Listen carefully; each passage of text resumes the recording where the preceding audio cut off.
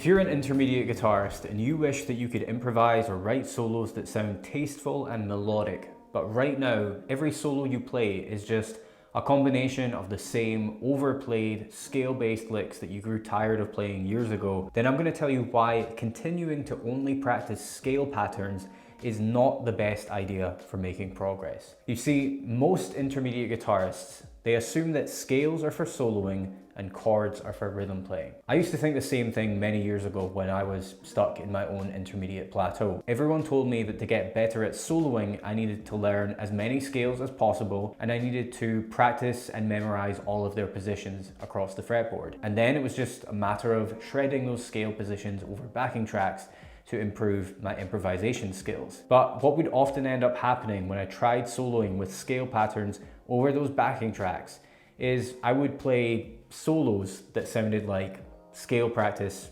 over a backing track. I couldn't figure out how to actually make music with those scale patterns, and I wasted several years trying to get a different result from repeating the same action over and over again. And whilst I do recommend my students learn and practice scale patterns, they are far from being the only important part of the puzzle that is lead guitar improvisation. Another vitally important part of that puzzle is chord shapes. If you're not thinking about chord shapes in your solos, you are seriously leaving so much of your melodic potential as a lead guitarist on the table. To illustrate this, I'm going to do a mock comparison of two types of guitarists, and I'm going to ask them to both improvise over the same backing track. Guitarist A knows a few positions of the major scale. He knows what they look like visually on the fretboard, and he knows that if he moves them up or down the fretboard, he can play the same scale in different keys. Guitarist B knows everything that guitarist A knows, but he also understands how the major scale is constructed,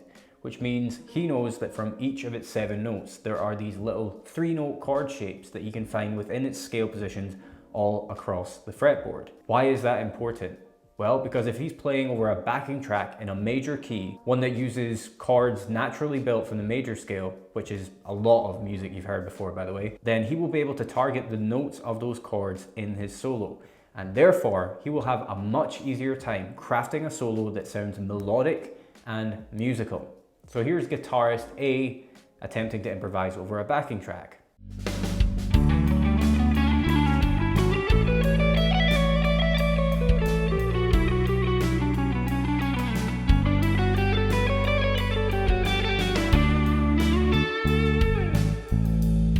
And here's guitarist B doing the same thing.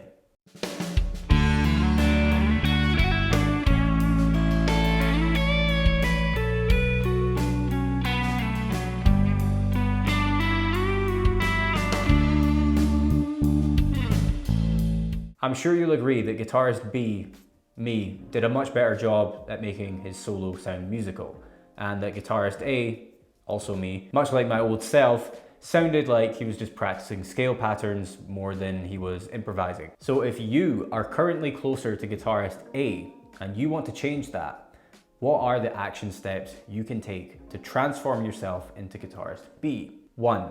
You need to spend time relearning the major scale from the ground up. What I mean by that is learn the names of the scale degrees and intervals that make up the major scale. Learn its construction in terms of tones and semitones. This is the first key step to take when it comes to moving away from viewing a scale as merely a visual pattern that you can move up and down the fretboard. Scales are so much more than that. A scale is a formula, not a visual shape. Once you've learned the construction of the major scale, you can then educate yourself on diatonic harmony, which sounds more complex than it is. It's simply learning about the 3-note chords that are naturally built from the 7 notes in the major scale. Learning this will help you to understand which chords are major, which are minor, so on and so forth. And it will also help you to understand what musicians mean when they say things like 1-5-6-4 progression. And 3, once you've learned diatonic harmony, and you understand the 3-note chord types that are naturally built from each note in the major scale,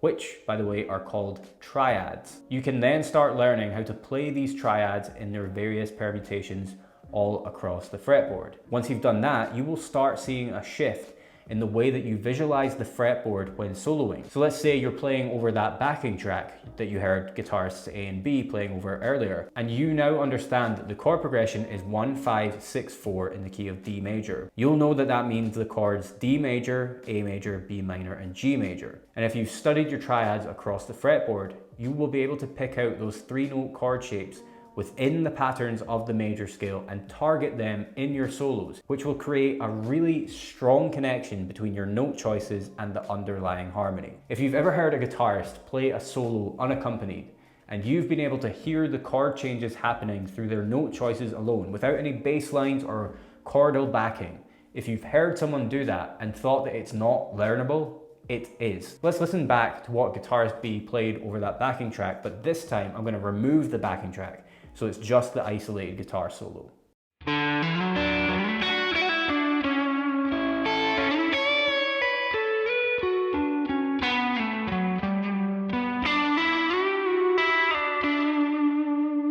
Hopefully you could hear each of the chords through his, my note choices alone. I'm able to do this because I understand the major scale on a level that goes deeper than just visual shapes and patterns, which is how I thought of scales when I was a lost intermediate guitarist. I'm going to play that clip one more time, and this time I will put fretboard diagrams on screen that show you the notes of the D major scale with the triad shapes I'm targeting for each chord highlighted at the relevant moments.